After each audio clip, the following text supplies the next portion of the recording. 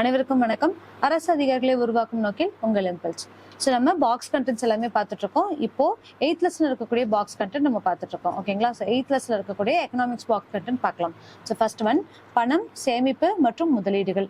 So இதுல என்ன box contents கொடுத்துருக்காங்கன்னு பார்க்கலாம். ஸோ ஃபர்ஸ்ட் ஒன், கற்றல் படைப்பாற்றலை ஏற்படுத்தும், படைப்பாற்றல் சிந்தனையை தூண்டும், சிந்தனை அறிவாற்றலை அளிக்கும், அறிவாற்றல் உங்களை சிறந்தவராக்கும் அப்படின்னு யார் சொல்லியிருக்காங்க அப்படின்னா ஏபிஜே அப்துல் கலாம் சொல்லியிருக்காங்க. அவருடைய மேற்கோளோட நம்ம இந்த லெசன் ஸ்டார்ட் பண்ணலாம். ஓகேங்களா? ஸோ ஃபர்ஸ்ட் இதுல என்னென்னலாம் பாக்ஸ் கண்டென்ட் கொடுத்துருக்காங்க அப்படின்னு பார்க்கலாம். ஸோ பண்டைய காலத்துல பண்டமாற்று முறை அப்படிங்கிறது என்னவா இருந்துச்சு அப்படின்னா, பண்டங்கள் மற்றும் சேவைகளை பெற பண்டங்களுக்கு பண்டங்களை மாற்றி வர்த்தகம் நடைபெற்றது. அதாவது உப்புக்கு நம்ம பார்த்திருப்போம். ஸோ பால் எடுத்து நம்ம அதுக்காக சொல்லி குறுமிளகு எடுக்கிறது, உப்புக்கு மிளகு கொடுக்கறது, இந்த மாதிரியான பண்டமாற்று முறைகள் நம்ம பார்த்திருப்போம். ஓகேங்களா? ஸோ பணத்தினுடைய பரிணாம வளர்ச்சி என்ன அப்படிங்கிறது அதில் சொல்லியிருக்காங்க.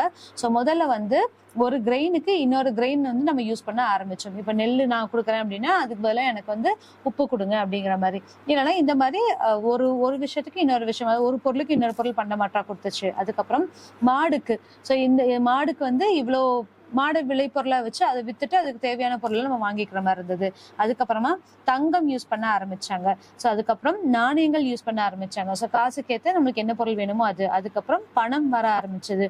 அதுக்கப்புறம் இப்போ அண்மையில் என்ன யூஸ் பண்ணிட்டு இருக்காங்க அப்படின்னு சொல்லி பார்த்தோம்னா, கிரெடிட் கார்ட்ஸ், டெபிட் கார்ட்ஸ் அப்படின்னு சொல்லக்கூடிய ஒரு நெகிழி பரிவர்த்தனைகள், அதாவது பிளாஸ்டிக் கார்ட்ஸ் மூலியமா நம்ம யூஸ் பண்ணி நம்மளுடைய மணி டிரான்சாக்ஷன்ஸ் பண்ணிட்டு இருக்கோம். ஓகேங்களா? ஸோ இதுல அண்மை கால பண பரிவர்த்தனைகள். ஸோ இப்போ என்ன நம்மளோட மணி டிரான்சாக்ஷன்ஸ் மெத்தட்ஸ் இருக்கு அப்படின்னு சொல்லி பார்த்தோம்னா, தானியங்கி காசுலிப்பு இயந்திரம், அதாவது ஏடிஎம். அடுத்தது வங்கி, பேங்க் மூலியமாவும் நம்ம பே பண்ணிக்க முடியும். அடுத்தது நிகழ்நிலை வங்கி அப்படிங்கிறது ஆன்லைன் டிரான்சாக்ஷன். ஸோ ஆன்லைன் மூலியமாவும் நம்ம டிரான்சாக்ஷன் பண்ணிக்க முடியும். நடமாடும் வங்கி அப்படிங்கிறது மொபைல் பேங்க், விச் இஸ் நம்ம போன்ல இருக்கக்கூடியதை வச்சு நம்ம பேடிஎம், ஜிபே, இது எல்லாமே நடமாடும் வங்கி அப்படின்னு சொல்லி அழைக்கப்படுது. ஸோ இது எல்லாமே இப்போ யூஸ் பண்ணிட்டு இருக்கக்கூடிய ட்ரெண்ட்ல இருக்கக்கூடிய மணி டிரான்சாக்ஷன்ஸ் மெத்தட் அப்படிங்கிறது இதுல சொல்லியிருக்காங்க. ஓகேங்களா? நெக்ஸ்ட் ஒன், உலோக பணத்தினுடைய வரலாறு. ஸோ முதல்ல உலோக பணம், அதாவது ஒரு காயின்ஸ் மூலியமா அந்த காயினுக்கு ஒரு வேல்யூ கொடுக்க ஆரம்பிச்சாங்க. ஜிடால் அப்படின்னு சொல்லி கொடுக்க ஆரம்பிச்சாங்க. ஸோ நாணயத்தோட வேல்யூ டங்கா அப்படின்னு சொல்லி கொடுக்க ஆரம்பிச்சாங்க. ஒரு பவுனோட ஒர்க் 3 ரூபாய் அப்படிங்கிற மாதிரி கொடுக்க ஆரம்பிச்சாங்க. ஸோ நம்மளோட விஜயநகர பேரரசுகளை பக்கோடாக்கள் அப்படிங்கிறத கொடுக்க ஆரம்பிச்சாங்க. ஸோ இந்த மாதிரி உலோக பணத்தோட வரலாறு என்ன அப்படிங்கறத இந்த பாக்ஸ்ல கொடுத்துருக்காங்க. ஓகேங்களா? ஸோ தங்கம், வெள்ளி, வெண்கலம் போன்ற விலை மதிப்பற்ற உலோகங்கள் உலோக பணமாக பயன்படுத்தப்பட்டன. ஓகேங்களா? ஸோ இப்பெல்லாம் நம்ம தங்கம் வாங்குறதுக்கும் வெள்ளி வாங்குறதுக்குமே நம்ம பைசா ஸ்பெண்ட் பண்ண வேண்டியதா இருக்கு. அப்ப தங்கம் வெள்ளியில தான் காயின்ஸை கொடுத்துட்டு இருந்தாங்க. உலோகத்தினுடைய நிலையான எடை மற்றும் துல்லியம், குறிப்பாக தங்கம், வெள்ளி ஆகியவை முத்திரையுடன் பரிமாற்ற கருவியாக செயல்பட்டது. ஓகேங்களா? அவைகள் வெவ்வேறு பிரிவுகளாக எளிதாக பிரிப்பதற்கும் எடுத்து செல்வதற்கும் செலுத்துவதற்கும் வசதியாக இருந்துச்சு. ஸோ இதுதான் ரீசன். ஸோ அவங்க ஒரு முத்திரைகள் யூஸ் பண்ண ஆரம்பிச்சாங்க. இப்போ சமுத்திரகுப்தர் காலத்திலே ஆகட்டும், சந்திரகுப்தர் காலத்திலே ஆகட்டும், அவங்களுடைய காயின்ஸை, அந்த காயின்ல அவங்களுடைய உருவங்கள் பொறிக்கப்பட்டுச்சு. ஷெர்ஷா சூரியோட காலத்துல. ஸோ இந்த மாதிரி ஒவ்வொரு பீரியட்லயுமே உலோக பணம் அப்படிங்கிறது ரொம்ப முக்கியமான ஒரு விஷயமாக இருந்துச்சு. ஓகேங்களா? பண்டைய வரலாற்று ஆசிரியரான ஹெரோடோடஸ் என்ன சொல்லியிருக்காரு அப்படின்னா, 8ஆம் நூற்றாண்டில் லிடியாவோட பேரரசர் மிதாஸ் உலோக நாணயத்தை கண்டுபிடித்தார் அப்படிங்கிறது சொல்லியிருக்காங்க. ஆனால் லிடியாவை விட பல நூற்றாண்டுகளாக இந்தியாவில் தங்க நாணயங்கள் பயன்படுத்தப்பட்டன அப்படிங்கிறதையும் இதுல சொல்லியிருக்காங்க. ஸோ அதுக்கு முன்னாடி, லிடியாவுக்கு முன்னாடி இந்தியாவில் ஆல்மோஸ்ட் பல சென்ச்சுரிஸ்ல நம்ம காயின்ஸ் யூஸ் பண்ணிட்டு இருக்கோம் அப்படிங்கிறத குறிப்பிடப்பட்டிருக்காங்க. உலக நாணயங்கள் வெளியீட்டாளர்களில் சீனா மற்றும் மத்திய கிழக்கு லிடியாவுடன் பண்டைய இந்தியாவும் உள்ளது. இவங்களோட இந்தியாவும் சேர்ந்திருக்காங்க. இந்தியாவில் கிமு 6ஆம் நூற்றாண்டில் முதல் முறையாக மகாஜனபதங்கள் ஆட்சியில் பூரணாஸ், கர்ஷபனம், பனாஸ் போன்ற நாணயங்கள் அச்சடிக்கப்பட்டன. இதான் வெரி ஃபர்ஸ்ட் டைம். எப்போ அப்படின்னா, மகாஜனபதங்களுடைய ஆட்சியில் இருக்கும்போது முதல்ல நம்ம நாணயங்கள் அடிக்கப்பட்டுச்சு அப்படிங்கிறத சொல்லியிருக்காங்க. தங்கம், வெள்ளி, தாமிரம் அல்லது ஈயம் போன்ற நாணயங்களை மௌரியர்கள் துளையிட்டு வெளியிட்டனர். இந்திய, கிரேக்க, குஷான அரசர்கள் கிரேக்க மரபுப்படி சித்திரங்கள் பொறிக்கப்பட்ட நாணயங்களை அறிமுகப்படுத்தினர். ஸோ அவங்க அதில் சித்திரங்கள் கொடுக்க ஆரம்பிச்சாங்க. 12வது நூற்றாண்டில் டெல்லி துருக்கி சுல்தான்கள் தங்கள் நாணயங்களில் இந்திய அரசர்களுடைய உருவத்தை நீக்கி இஸ்லாமிய எழுத்துக்களை பொறித்து வெளியிட்டனர். தங்கம், வெள்ளி மற்றும் தாமிரத்தால் ஆன நாணயங்களை டங்கா என்றும், மதிப்பு குறைந்த நாணயங்களை ஜிடால் என்றும் அழைத்தனர். ஸோ இதெல்லாம் நம்மளுக்கு ஃபர்ஸ்ட் என்ன சொல்லியிருக்காங்க, டங்கானா என்ன, ஜிடால்னா என்ன அப்படிங்கிறத பத்தி எல்லாம் சொல்லியிருப்பாங்க. 1726 முகலாய சாம்ராஜ்யம் முழு சாம்ராஜ்யத்திற்கான பணவியல் முறையை ஒருங்கிணைத்தும் இந்த சகாப்த பரிணாம பண வளர்ச்சியில் ஷெர்ஷா சூரி, ஹுமாயூனை தோற்கடித்து ஆட்சியில் இருந்தபோது 178 கிராம் எடையுள்ள வெள்ளி நாணயத்தை வெளியிட்டார். அது ருப்பியா எனவும் அழைக்கப்பட்டது. ரூபியா அப்படின்னு சொல்லியிருப்பாங்க. மற்றும் 40 தாமிர துண்டுகள் அல்லது பைசா போன்றவற்றை பயன்படுத்தினர். ஸோ இதெல்லாம் வந்து உலோக நாணயங்களுக்கான ஒரு எடுத்துக்காட்டுகளா இருக்கு. முகலாய காலம் முழுவதும் வெள்ளி நாணயம் பயன்பாட்டில் இருந்தது. ஆங்கில கிழக்கிந்திய கம்பெனி 1600ஆம் ஆண்டில் முகலாய நாணயத்தை பிரபலப்படுத்தியது. ஆனால் 1717 முகலாய பேரரசர் பாருக்ஷியார் ஆங்கிலேயர்களுக்கு முகலாய பண நாணயத்தை பம்பாய் அச்சகத்தில் அச்சடிக்க அனுமதி அளித்தனர். ஆங்கில தங்க நாணயங்கள் கரோலினா என்றும், வெள்ளி நாணயங்களை ஆஞ்சலினா என்றும், செம்பு நாணயங்களை கஃப்ரூன் என்றும், வெண்கல நாணயத்தை டின்னி எனவும் அழைத்தனர். ஸோ இதுதான் வந்து ஃபர்ஸ்ட் பிரிட்டிஷர்ஸ் உள்ள வராங்க. பிரிட்டிஷர்ஸ் கிட்ட இருந்து வந்து காயின்ஸ் எப்படி அடிக்கிறது அப்படிங்கிறதுக்கான ஒரு வளர்ச்சி எக்ஸாம்பிளா கொடுத்துருக்காங்க. அவங்க எதுக்கு என்னென்ன பெயர்கள் வச்சிருந்தாங்க அப்படிங்கிறதையும் கொடுத்துருக்காங்க. ஸோ இதுல உலோக பணம் அப்படிங்கிறது என்ன, மௌரியர்களோட உலோக பணம் இப்படி இருந்துச்சு. So again Mauryas. Next one கர்ச பணம், டில்லி சுல்தான்ஸ் எப்படி கொடுத்தாங்க. டாங்கா ஷெர்ஷா சூரியோட நாணயம் இப்படி இருந்துச்சு. அகைன் மௌரியாஸோடைய உலோக பணங்கள் எந்தெந்த மாதிரியான ஒரு வடிவத்தை பெற்றிருந்துச்சு அப்படிங்கறத கீழே கொடுத்துருக்காங்க. ஓகேங்களா. So next one. ஸோ இது எல்லாமே அதில் இருக்கக்கூடிய இம்பார்ட்டன்ஸா. ஸோ என்னென்ன ஆக்டிவிட்டிஸ் அதில் கொடுத்துருக்காங்கிறத கொடுத்துருக்காங்க. நெக்ஸ்ட் ஒன், இந்த பாக்ஸ்ல பணத்தினுடைய குறியீடு, அதாவது இந்த ருப்பியா அப்படிங்கக்கூடிய குறியீடை முதல்ல யாரு வெளிவிட்டாங்க அப்படிங்கக்கூடிய கொஸ்டினும் ரிப்பீட்டட் கொஸ்டின். ஸோ இந்திய ரூபாய் குறியீடு தமிழ்நாட்டில் உள்ள விழுப்புரம் மாவட்டத்தை சேர்ந்த திரு உதயகுமார் என்பவரால் வடிவமைக்கப்பட்டது. யார் இந்த டிசைன் வந்து வடிவமைச்சிருப்பாங்க அப்படின்னு சொல்லி பார்த்தோம்னா உதயகுமார். இது ஜூலை 15, 2010ஆம் ஆண்டு இந்திய அரசால் அங்கீகரிக்கப்பட்டது.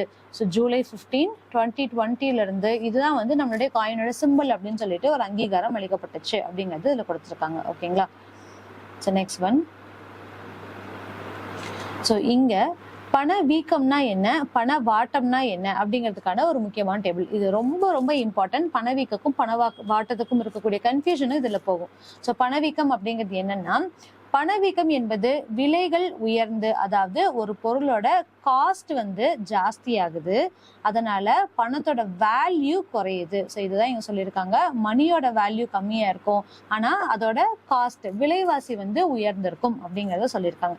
விலைகள் உயர்ந்து பணத்தினுடைய மதிப்பு வீழ்ச்சி அடைவதையும் குறிக்கும். இதுதான் வந்து என்னன்னு சொல்றாங்க அப்படின்னா பணவீக்கம் அப்படின்னு சொல்றாங்க. பணவாட்டம்.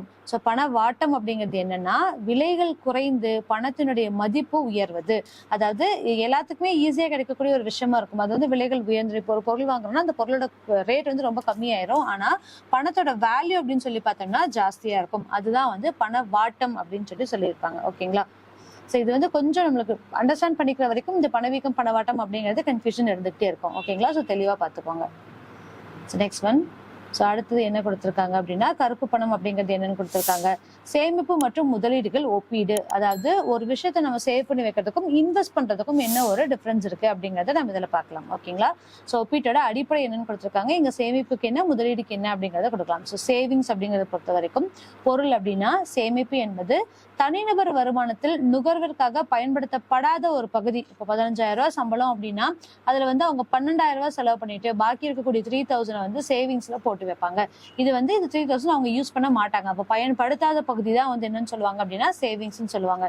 முதலீடு அப்படிங்கிறது மூலதன சொத்துக்களில் நிதி முதலீடு செய்யும் செயல்முறையை குறிக்கிறது. அதாவது ஒரு இன்வெஸ்ட்மெண்ட், எதாவது ஒரு பேஸ்ல நம்ம இப்போ ஒரு பிசினஸா இருக்கட்டும், இல்ல ஒரு நம்மளுடைய எஜுகேஷனா இருக்கட்டும், இதுக்கு வந்து நம்ம இன்வெஸ்ட் பண்றோம். ஒரு மூலதன பொருளுக்கு, ஒரு ரா மெட்டீரியலுக்கு நம்ம செலுத்தக்கூடிய பணம் அப்படிங்கிறது இன்வெஸ்ட்மெண்ட் அப்படின்னு சொல்லப்படுது. ஸோ நோக்கம் என்ன அப்படின்னா சேமிப்பு குறுகிய கால அல்லது அவசர கால தேவைகளை நிறைவேற்றும். இப்போ நம்மளுக்கு எமர்ஜென்சியா ஒரு சிச்சுவேஷன் இருக்கிற இடத்துல நம்ம சேவிங்ஸ் எடுத்து நம்ம ஸ்பெண்ட் பண்ணிக்க முடியும். முதலீடு அப்படிங்கிறது மூலதன உருவாக்கத்திற்கும் வருவாய்க்கும் முதலீடு உதவிக்கிறது. ஸோ இதை பொறுத்த வரைக்கும் என்ன அப்படின்னா நம்மளுடைய இன்கம் எடுக்கிறதுக்கு நம்ம இன்வெஸ்ட்மெண்ட் யூஸ் பண்ணுவோம் அப்படிங்கறது இதுல சொல்லியிருக்காங்க. ஓகேங்களா. நெக்ஸ்ட் ஒன், இடர்பாடு. இதுல என்ன பிரச்சனை இருக்கு அப்படின்னு சொல்லி பார்த்தோம்னா குறைந்த அல்லது புறக்கணிக்கப்பட்ட அளவு அப்படிங்கிறது இதோட இடர்பாடு. ரொம்ப கம்மியா தான் இருக்கும். ஸோ இங்க முதலீடு பொறுத்த வரைக்கும் இடர்பாடு அப்படிங்கிறது ரொம்ப ஜாஸ்தி. ஏன் அப்படின்னா இங்க இப்ப நம்ம 3,000 ஸ்பெண்ட் பண்ண சேவிங்ஸ்ல வைக்கணும் அப்படின்னு நினைச்சோம்னா அன்னைக்கு நம்மளால முடியாது. அதனால என்ன பண்றோம், 3,000 போல 1,000 or 2,000 நம்ம சேர்த்து வைக்கிறோம். அதனால எந்த பிரச்சனையும் பெருசா நமக்கு ஏற்படக்கூடிய கிடையாது. நம்மளோட சேவிங்ஸ்ல தான் அது இருக்கும். ஆனா இன்வெஸ்ட்மெண்ட் அப்படிங்கிறது ஒரு லாஸ் ஆயிடுச்சு, நம்ம அதை பர்ஃபெக்டா முடிக்கல அப்படின்னா நம்ம இன்வெஸ்ட் பண்ண மொத்த அமௌண்ட்டுமே அதுல வந்து லாஸ் ஆகும். அப்ப இதோட ரேட் பார்த்தோம் அப்படின்னு சொல்லி பார்த்தோம்னா அதிகமாவே இருக்கும். வருவாய் அப்படிங்கிறது இல்லை அல்லது குறைவு. சேமிப்பு பொறுத்த வரைக்கும் பார்த்தோம் அப்படின்னா இப்ப பேங்க்ல இன்வெஸ்ட் பண்றோம் அப்படின்னா அதுக்கு வந்து ஒரு 1% ஆஃப் இன்ட்ரெஸ்ட் இல்லைன்னா 4% ஆஃப் இன்ட்ரெஸ்ட் அந்த மாதிரி தான் நம்மளுக்கு கிடைக்கும். ஒண்ணு நம்மளுக்கு வருவாயே இருக்காது. இப்ப நம்ம வீட்டுல சேர்த்து வைக்கிறோம் அப்படின்னு சொல்லி வச்சுக்கோங்க, நான் என் பர்ஸ்ல போய் ஒரு 10,000 ரூபாய் மாசம் மாசம் சேர்த்து வைக்கிறேன் அப்படின்னா அதுக்கு எந்த விதமான வருவாயும் அது மூலியமா ப்ரொடியூஸ் பண்ண முடியாது.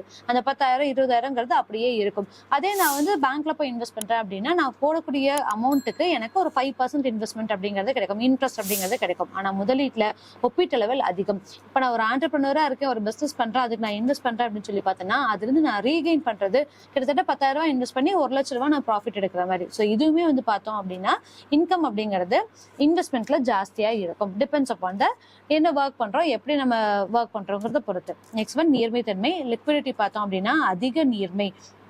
ஏன்னா இப்ப நம்மளுக்கு தேவைப்படுது அப்படின்னா இமீடியட்டா நான் போய் என்னோட சேவிங்ஸ்ல இருந்து எடுத்து நான் ஸ்பெண்ட் பண்ண ஆரம்பிக்க முடியும். ஸோ இதுல லிக்விடிட்டி அப்படிங்கிறது குறைந்த நீர்மை. ஸோ இது எடுத்தோம்னா இப்போ என்னோட ஒரு வெஞ்சரவே வந்து நான் கம்ப்ளீட்டா க்ளோஸ் பண்ண முடியாது. ஸோ அதுதான் வந்து என்ன சொல்லியிருக்காங்க அப்படின்னா இதுல குறைந்த நீர்மை அப்படிங்கறத சொல்லியிருக்காங்க. ஸோ நெக்ஸ்ட் ஒன் பணம் மதிப்பிழப்பு. ஸோ எப்பப்பெல்லாம் டிமானிட்டைசேஷன் பண்ணியிருக்காங்க அப்படிங்கறதா. ஸோ ஆரம்பத்துல இருந்து முதல்ல இருந்து டிமானிட்டைசேஷன் அப்படிங்கிறது இருக்கு.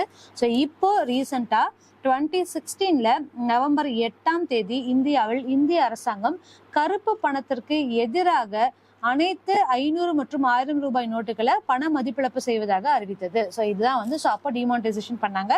எதை அப்படின்னு சொல்லி பார்த்தோம்னா 500யும் 1000யுமே வந்து டிமானிட்டைசேஷன் பண்ணிட்டாங்க. எதுக்காக அப்படின்னா பிளாக் மணி வந்து ஒழிக்கணும் அப்படிங்கிற ஒரு காரணத்துக்காக. ஓகேங்களா. ஸோ இதுதான் இந்த லெசன்ல இருக்கக்கூடிய பாக்ஸ் கண்டென்ட். ஓகேங்களா. ஸோ இதே மாதிரி நெக்ஸ்ட் அப்கமிங் லெசன்ஸோட பாக்ஸ் கண்டென்ட்ஸ் எல்லாத்தையுமே நம்ம பார்க்கலாம். தேங்க்யூ.